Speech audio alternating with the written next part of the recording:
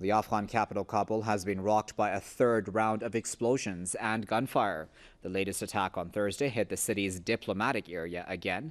The third round of gunfire and blasts happened near the Tajik Embassy in the Wazir Akbar Khan district. That is a wealthy district in northern Kabul, home to foreign embassies and most Afghan state institutions. Earlier in the day, two more assaults took place in the same district. One hit a British embassy vehicle, killing several Afghans and a British national. The Taliban have claimed responsibility for the two earlier assaults. Well, to get the latest on that, we're now joined by Faiz Khurshid, Press TV's correspondent, who's joining us now on the line from Kabul. Now, Faiz, what more do we know about this third attack? Certainly, it's been quite a violent day in the Kabul area. Yes, it was another great day in this city, and it all happened in an area called Wazir Akbar Khan, as you pointed out, a diplomatic place. The main target was the compound of International and Relief Development, a charity organization. One of the attackers blew the main door of this compound off, allowing others to enter.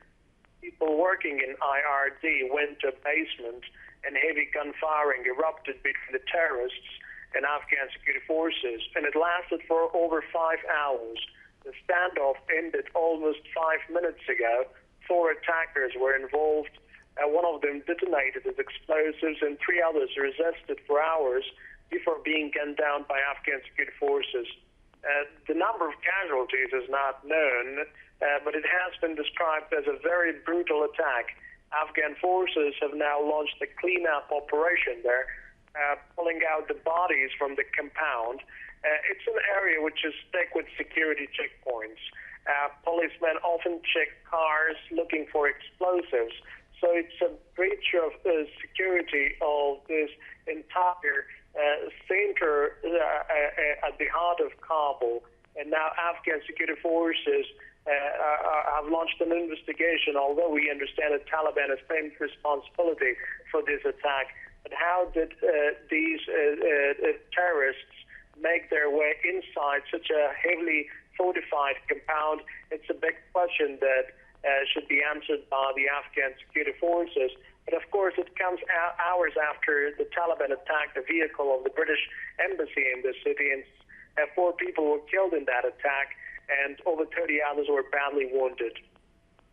And Faiz, why now? I'm wondering why this sudden explosions in Kabul, especially within this area. Why now? Does it have to do with the fact that the bilateral security agreement has been approved? It does, and the Taliban English-speaking spokesperson has said that they have stepped up their attacks here in Kabul because of the recent security agreements, especially the signing of bilateral security agreement that allows about 10,000 American forces to stay in this country. And today, the upper house of the Afghanistan has also approved the bilateral security agreement with the United States of America. And the senators have pointed out that they need to have ties with the U.S. to secure more funds to build a strong army and better economy. But the Taliban are strongly opposed to the presence of foreign troops in this country. That's why they want to make their presence felt by such terrorist attacks. Okay, Faiz, thanks very much for that. That was Faiz Khurshid, Press TV's correspondent, who is speaking to us live from the Afghan capital.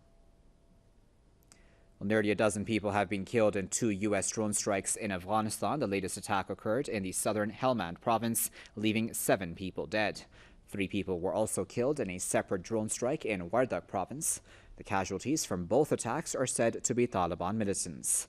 Washington regularly uses drones for assassination strikes and spying missions in Afghanistan and Pakistan's northwestern tribal belt near the Afghan border. It claims the targets of the drone attacks are mainly militants, but field reports show that civilians have been the main victims of such raids over the past years.